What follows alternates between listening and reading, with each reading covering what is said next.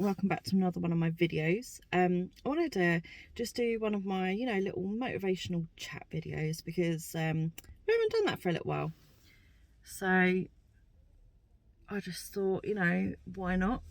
Let's have a little chat. I'm going to go back to my original reason for actually starting to do this in the first place, which was, about not having to be perfect.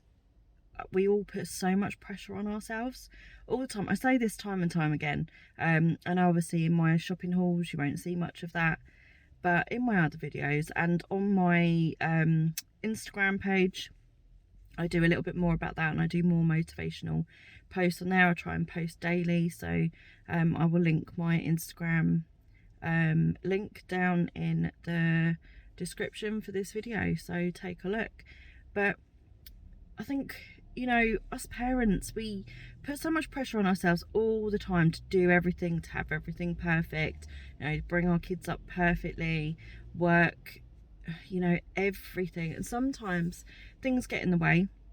Life, for a start, work, jobs, health, kids' health, all these things can make a massive difference. I myself suffer from quite bad health, as do my children. So I think, for me, it was years of trying to do absolutely everything for the kids all the time, trying to, be the working mum. Sorry, I'm just trying to get myself comfy here. Let's move that out of the way. Trying to be the working mum, trying to be, a really good stay-at-home mum as well, when I was doing that. Yeah, I've done my years of stay-at-home mum, I've done the working mum. My health just got worse and worse over the years, and I continued to push and push and push. I ended up getting really, really sick, and this is why I'm trying to do this, just to let everybody know, you don't have to be perfect. There is no such thing as perfect, and doing your best is good enough. I wish somebody had told me that when I was younger, when my kids were younger, when I was running myself ragged on a daily basis, never having a break, never doing anything for me, ever. It's only been the last few years actually where I've started to look after myself more, trying to prioritise my own health as well, which has been really, really hard with the having four children with extra needs and health conditions, when you yourself has got the same thing. It's really, really hard. But this is what I'm trying to say, don't put so much pressure on yourself. Do the minimum things that need to be done in a day. Anything extra you can do, that's bonus, and then you take note of those bonuses. They make you feel good, and you're like, right, okay, I got this done today, and this was an extra, I got this done today, rather than the constant thinking of, oh, I didn't get this done today, or I couldn't manage this as well. And that was sort of the negative pattern I'd got myself into years ago, always worrying about what I hadn't got done.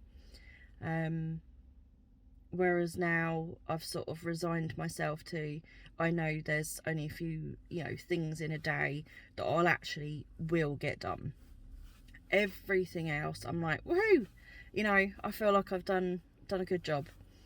There's so many things to think of, particularly over the COVID period where many people were homeschooling their children. Well, I was home educating mine anyway, at that point, and I have actually been doing that for many years. So there was that on top, being responsible for your children's education as well as their health, all their hospital appointments, just trying to keep on top of everything, as well as keeping on top of the housework and just everything else. I mean, you know what it's like. It doesn't matter what you have in your life, whether it's, a child or two, or whether you've got 5 or 10 kids, whether you're a stay-at-home mum or a working mum or dad. This page is for everybody, whether you have children or not, whether you're, a father, a mother, it's for everybody. Everybody has their own things where they're very busy, and maybe you just feel like your life is spiraling out of control a little bit. So this is for you. And my channel, I'm trying to do some easy dinners. I call them my cheats dinners. So I used to cook everything from scratch every single day. And it just got harder and harder to do, to be honest. You know, I was in and out some days. When the kids did go back to school, I was going to 4 different schools in 2 different boroughs morning, and I was literally spending 4 to 5 hours a day sitting in my car driving, and it was absolutely killing me. And then I'm like, well, when else am I supposed to get everything else done? You know, it's hard times, and that was just, you know, one part of my day. So I realized, actually, I'm just gonna have to start making life easier on myself. So, you know, this is where I buy a lot of frozen ingredients to go with my, sorry, there's so many kids around here distracting me. Sat outside a park which is next to my daughter's old school, and she wanted to see one of her friends she hasn't seen since she left. She's in there with her friends. I'm sitting right outside and I can see her, but she's 11 years old, so she's absolutely fine. I'm not allowed in the park because she won't let me in. So I'm just sitting out here. I thought I'd do a video while I'm here, just while I'm sort of keeping an eye, because I've actually got some time to myself. And this is what I mean about, like, finding time when you can. So I've just been sitting down here chilling for the last sort of 10 minutes, and I thought, well, actually, while I'm here, let's do a video. Might as well, using my time effectively. So I've got to get my car washed and then go home and cook dinner. So yeah, it's good. It's a good use of my time, let's put it that way. Otherwise, I think I'd fall asleep, to be honest. I would sit here and I would fall asleep. I'm permanently exhausted. Anybody with a chronic condition, you'll know exactly what I mean. But I think, you know, it goes for most parents as well. You know, we're all tired. I have chronic pain and fatigue on top of that, so it's a flipping hard life sometimes. So yeah, but the whole point of this was I was actually going to talk about Christmas. So I've been sitting here waffling on about everything else. So I've had lots of conversations with my own mum recently about Christmas. I've been thinking a lot about my children and Christmas. I'm a single mum. I've been sort of reassessing what I do at Christmas, energy wise, and also what I'm spending. My budget has drastically reduced over the last few months, so that is also new to me. I've got 2 children that are over 18, so there's so many changes in my Christmas plans. So last year and the year before, I didn't have a lot of people over because of COVID, so I had to do a very basic Christmas dinner, which I wasn't happy about, because for Christmas it's always about the food for me, food and family. That's what it's always about. So, you know, I was brought up with tons of food on the table. You know, there was just so much of it. Our dinner plates were huge.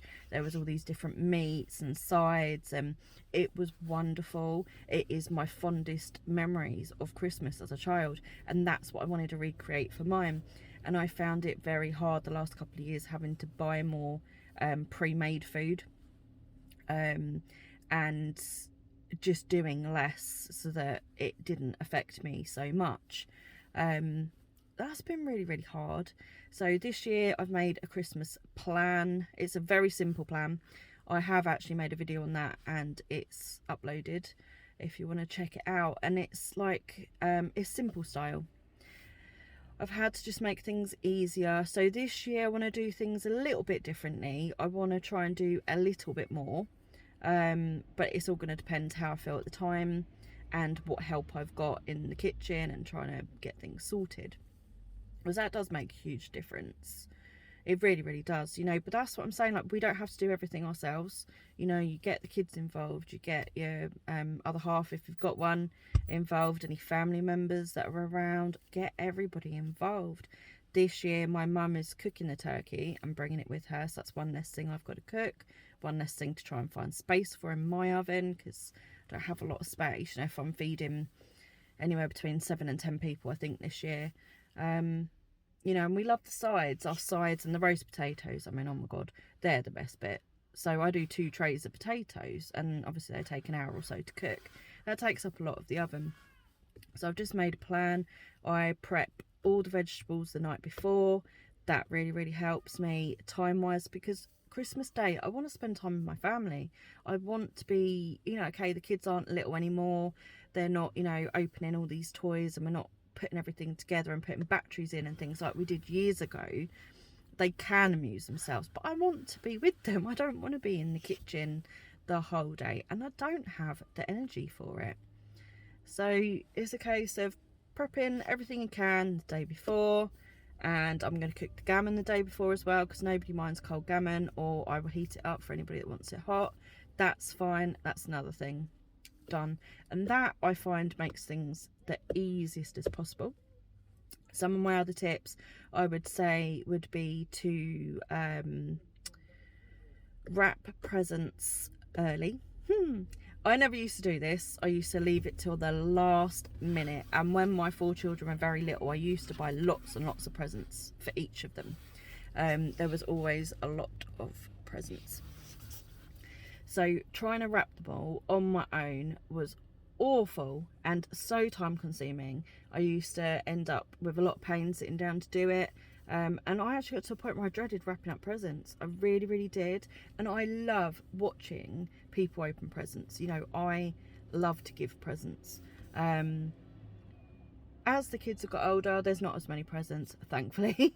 What they tend to ask for is more expensive, so they get less of them, and that's absolutely fine. Sorry, I'm still watching my daughter. Her other friends just arrived. So, it's just a case of giving yourself time, not leaving everything till the last minute. I have started wrapping already. So I did what I bought my kids for Christmas video, which is also on my channel. So please take a look at that.